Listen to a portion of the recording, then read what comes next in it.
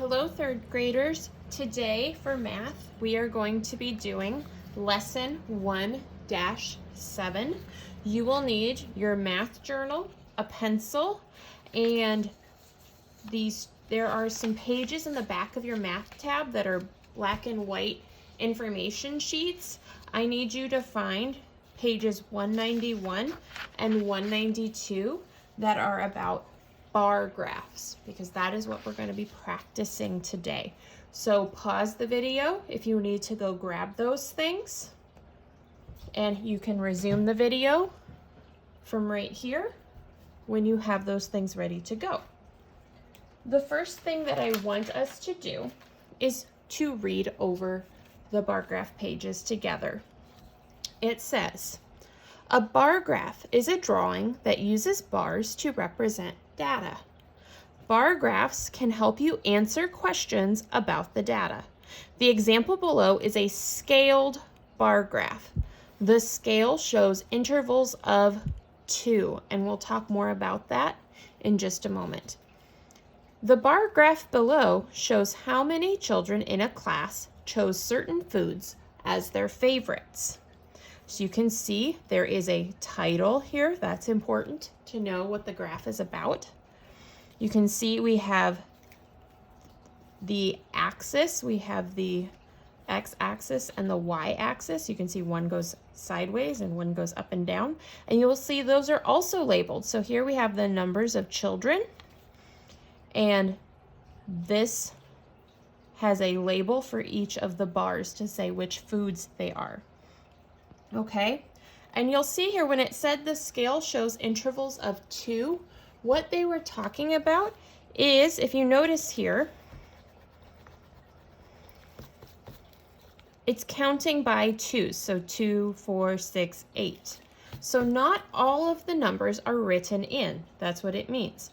But you'll also see that some of these bars don't go all the way to the lines. So I want you to remember that so like spaghetti here only goes part way between 2 and 4, well, what comes between 2 and 4? 3. So that would mean then that this one is 3. If it does touch the line, like tacos, you'll see it touches the 8 line. That means that 8 people chose tacos. So I wanted to make sure, and same for this one, you'll see that pizza, it goes halfway between 6 and 8, which means the number between 6 and 8 is 7. So make sure you're paying attention to the scale.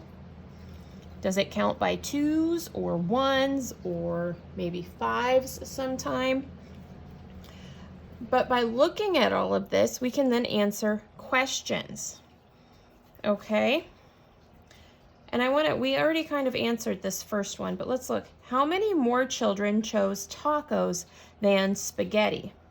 Well, 8 children chose tacos as their favorite food, but only 3 children chose spaghetti. So 5 more children chose tacos than spaghetti. So you'll see what they did there is when I see a question that starts with how many more does one thing have than another, that tells me that we're going to do some sort of subtraction problem.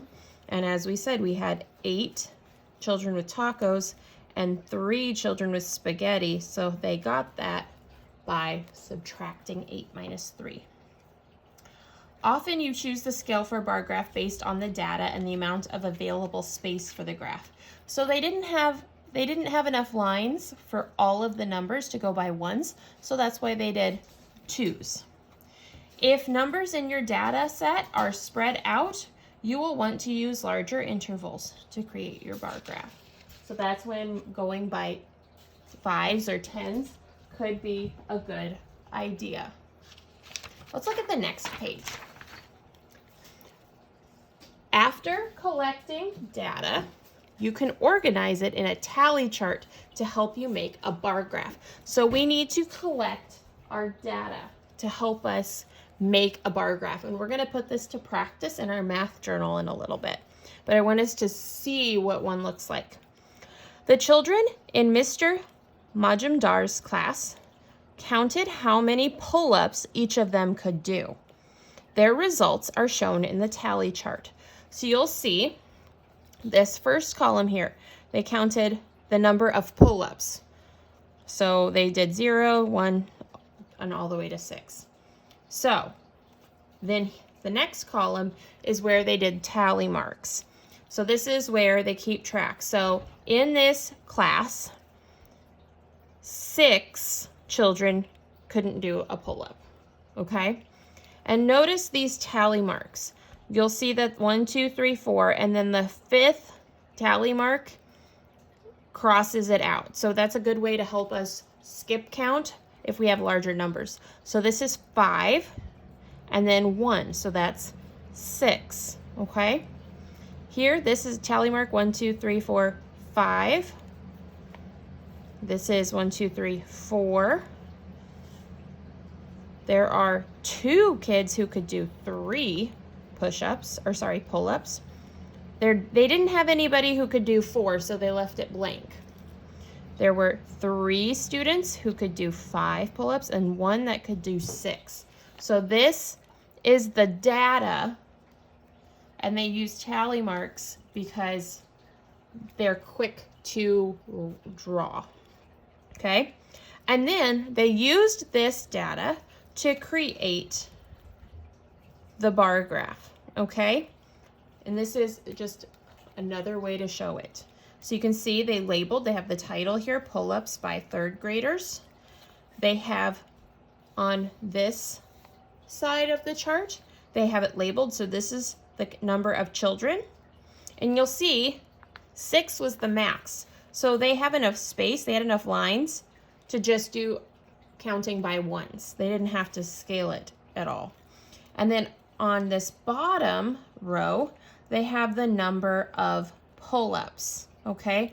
The maximum amount of children that could do 1 in one group is 6, and the number of pull-ups possible is 6. So they didn't need to go further, okay? And you'll notice that just like the tally mark chart over here, left 4 blank, they left the 4 blank here because they didn't have any data, okay? So now that we have that in our brains, I want us to turn in our math journal to page 12, okay? Page 12 looks like this. It's called displaying data, okay? So pause your video if you need a little time to find it, and then you can resume the video when you are on page 12 and ready to go. Okay, so this is about our class. So I'm gonna give us the data that we need to record, and then we're gonna make the bar graph together as our practice, okay? So in our class, how many last names are there? Well, we have 21 students, so there's 21 last names. So I'm just gonna write 21 there, and you should too. And then use the data you collected. So I have the data, and I want you to fill it out with me for the last names in your class. So we're gonna make a chart that shows the number of letters in our last name. So on this chart, I've just filled out 2, 3, 4, 5, 6, 7, 8, 9, 10. We probably won't have tallies for all of them, but I would like you to take a moment, pause the video if you need some more time, to copy what I have written here, and then you can resume the video when you have this all written down. Okay, so how many kids in our class have a last name that only has 2 letters? Well, none. So I'm just going to leave that blank. I'm going to move to the next one. Is there anybody in our class who has 3 letters in their last name? No, I'm going to leave that blank. The next one, the number of how many students, so children, in our class that have 4 letters in their last name is 2. So I'm going to make a tally of 2. So 1, 2, okay? please copy that on your line for 4.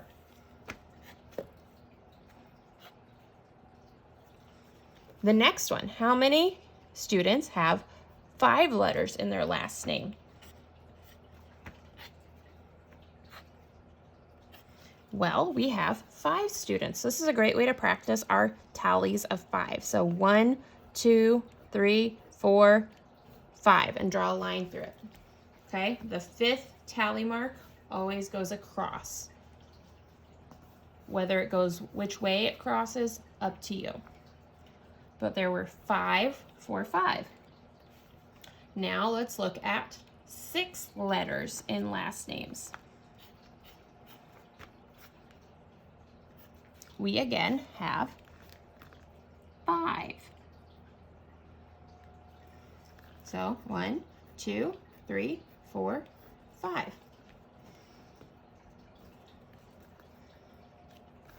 Now for 7,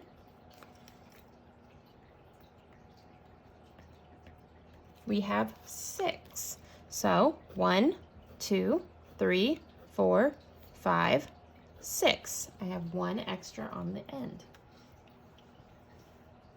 So it says 5 plus 1. And then for 8 letters in our last name, we have 2. So 1, 2.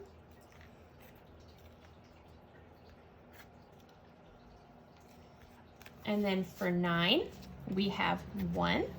So I'm going to put a 1 tally there. And there are no students in our 3rd grade class that have 10 letters in their last name, so I'm going to leave that blank. So that should be everybody. So this is what our information looks like for this. And what I would like you to do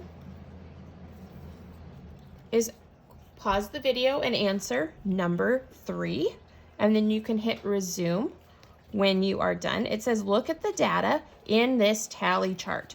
Write at least 3 things you know from looking at the data. So what are 3 things you noticed quickly? Okay? Anything you notice. Could be about the amount of tallies. It could be having to do with the number of letters. Just pause the video, write 3 things you know from looking at this chart, and then you can hit resume from here when you are done with that. Okay, you should be done writing your 3 observations about this chart, and we're going to look at page 13. We are going to use our tally marks to help us make a bar graph. And the first thing we want to do is come up with a title. So think, what were we making a tally chart for? Well, we were looking at 3rd grade last names, okay? Or maybe we just write last names. Okay, you'll see other thing that's really important. We have to have a title at the top, but then we have to have labels for the bottom and the side. Okay, so we're gonna say that the bottom of this chart is going to say number of letters. Okay, so everybody write number of letters on the bottom line. And then on this line, I'm going to actually turn my paper, because if I look at my chart, one of the things was number of letters. The other thing in our chart across the page was number of children.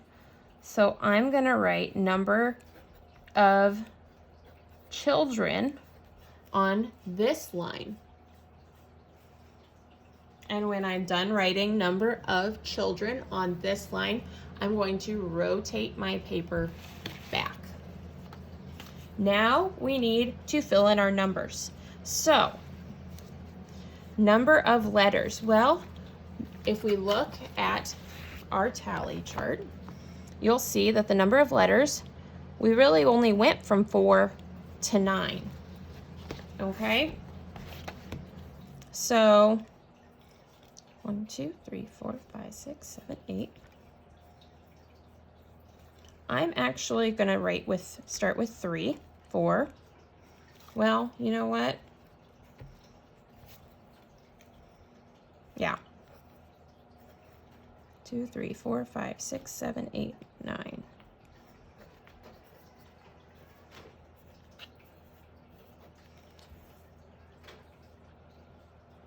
Okay? And the number of children. Let's think here. Maybe we just count by 1, 2, 3. Or wait, this is 0. 0 needs to be at the bottom because it's this line here. 1, 2, 3, 4, 5, 6, 7, 8, 9. Okay, it looks like we have all of our lines filled in. Now we can go to making the bar graphs, okay? So first thing we want to do is, did anybody have 2 letters in their last name? And if we look across the page, nope, that's blank. 3 was also blank, so I'm going to leave that one. 4 had 2 students. So I'm going to make sure I'm on the line that matches 2. And then color it in. Okay? So there's my first bar.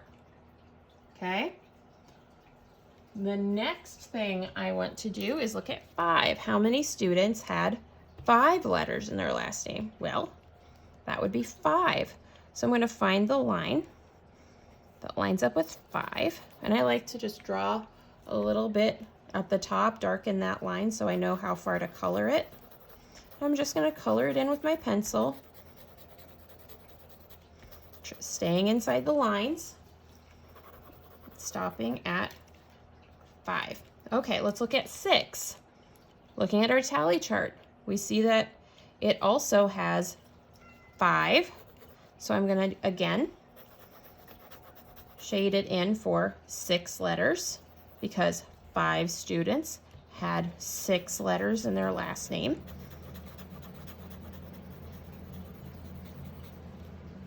7, let's see how many tallies we have for 7. Looking across your page, there were 6.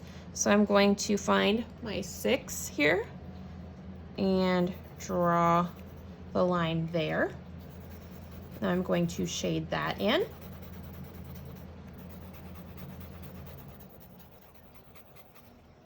And then 8 had 2.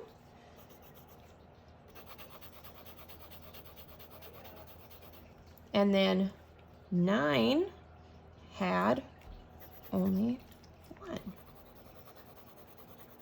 So this is what our bar graph looks like after we filled it in using the information from our tally chart across the page. Okay?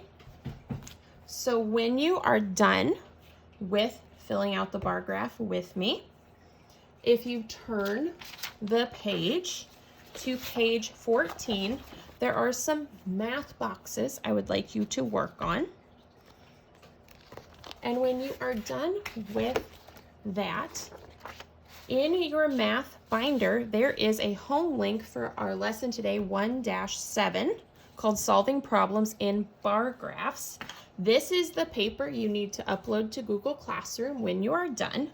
I want you to please pay attention to the fact that at the bottom of this page, it says that you need to turn the page over because there is one bar graph on this side that you need to fill in. They give you the information from the tally chart and you need to fill it in, paying close attention to how they count on this bar graph. Notice that the scale here counts by 2s. So pay very close attention to that. But you need to turn the paper over because there is another bar graph that you need to fill in.